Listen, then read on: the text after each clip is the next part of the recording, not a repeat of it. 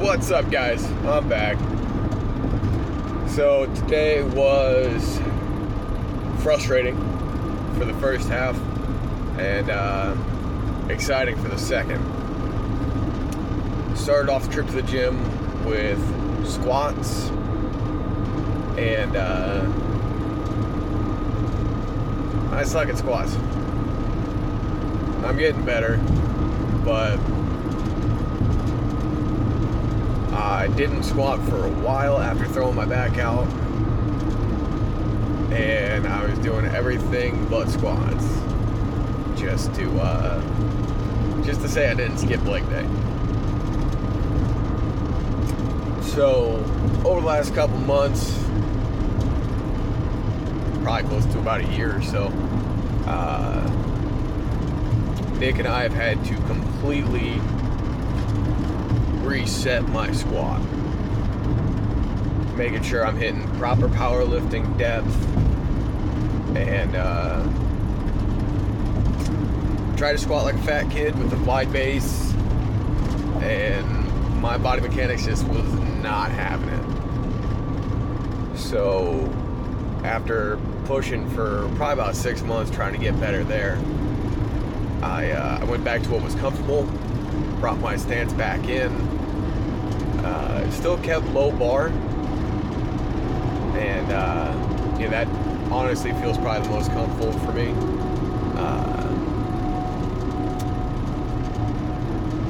But just went back to a narrow stance, and so I've worked up, rolled through 405 as my first real working set. Wanted to push out 450 because that's the heaviest I've gone probably in about 3 or 4 years, and couldn't do it. Fired out of the hole, felt fantastic doing it. Got to about 3/4 of the way up and just stalled. I hit a wall that was just immovable.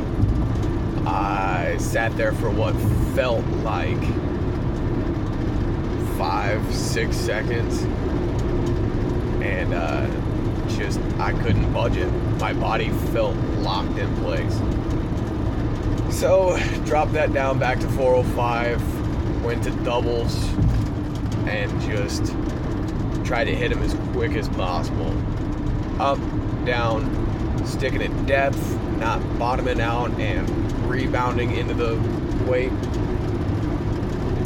And got some good work there. Next week, gonna try to do sets of 3 on squats at 405, and then the week after we're probably gonna do sets of 4 at 405. The week after that we're gonna go to 5s at 405, and once I get to 5s, I'm just gonna try to keep adding sets there and just push the volume of 405 to try to finally be able to push past the struggle of 450. Nick wanted me to work my top end, so dropped it back down to 315, brought the safety bars up, and did partials going down, hitting the bar, stopping, and pressing from that stick. And after about 3 sets of that, I was just shot. Some back extensions, some calves, and then the only thing that I really ended up filming today was kettlebell throws.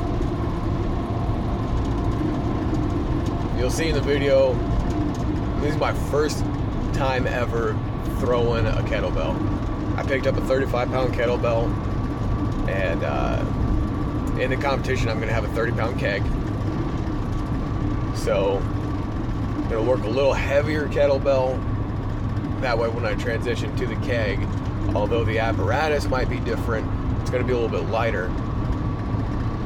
And they were good throws. I did 6 before I ended up kind of running out of time. Had to go home, shower, and get back on the road so I can get to work. So all 6 were probably between 12 and 15 feet, I'd have to say.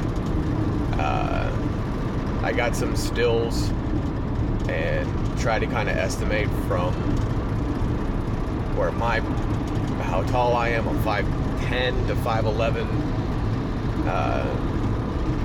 Really just kind of depended on how straight I'm standing and what shoes I'm wearing.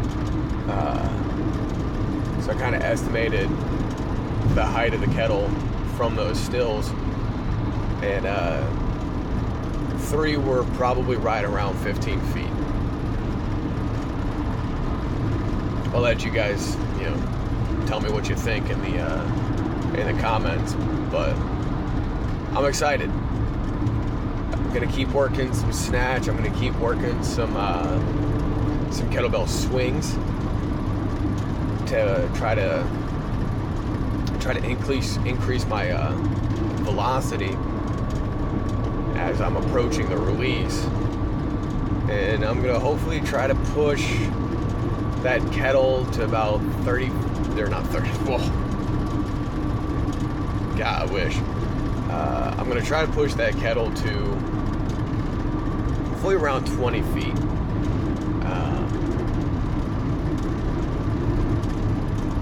We all know Hafthor Bjornsson has the world keg toss record right now. He threw a 33-pound keg. I want to say it was 24, probably 24 and a half feet, somewhere around that general vicinity. And he's 6'9", so his distance to travel is a lot less than mine from hands to bar. But nonetheless, I'm really excited about that event. I'm really excited about the overhead press. There will be another day in the next couple weeks where I'll push heavy, push 315 overhead, and get you guys a video. I put a still of it up on the gram. Then we drop down to the actual weight, 245. Rock that crap out for 7. And I'm thinking 7 after already doing 315, which is probably between 85 and 95% of what I could have done that day. Thinking after all of that, 7's going to translate into 10 to 12 real easily. The 6th rep, I had a lot of balance issues. Came back around on the 7th and caught it much cleaner, but that sapped a lot of strength out of me. So I just decided to cut it there, not push too hard, not wanting to risk injury. So we're thinking that between overhead press for the log, the kettle throw, and we're hoping to get my deadlift up. Those should be 3 events where I really just shine and do well. Stone to shoulder is one of the events that I don't know what's going to happen. Stone to shoulder is not something I've ever done. It's not something I currently have the ability to train.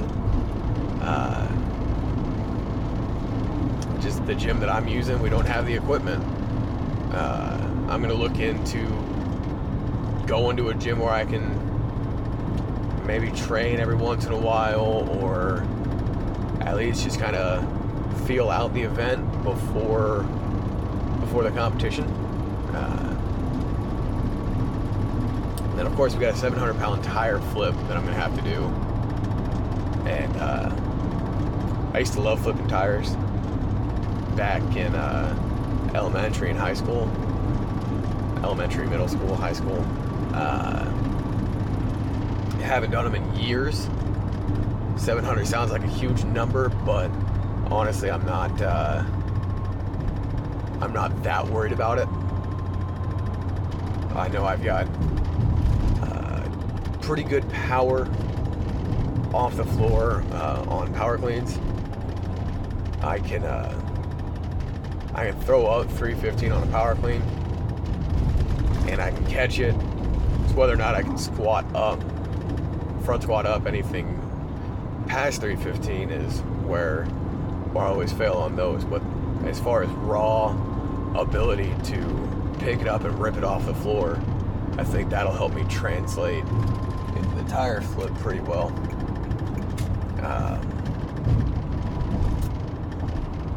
And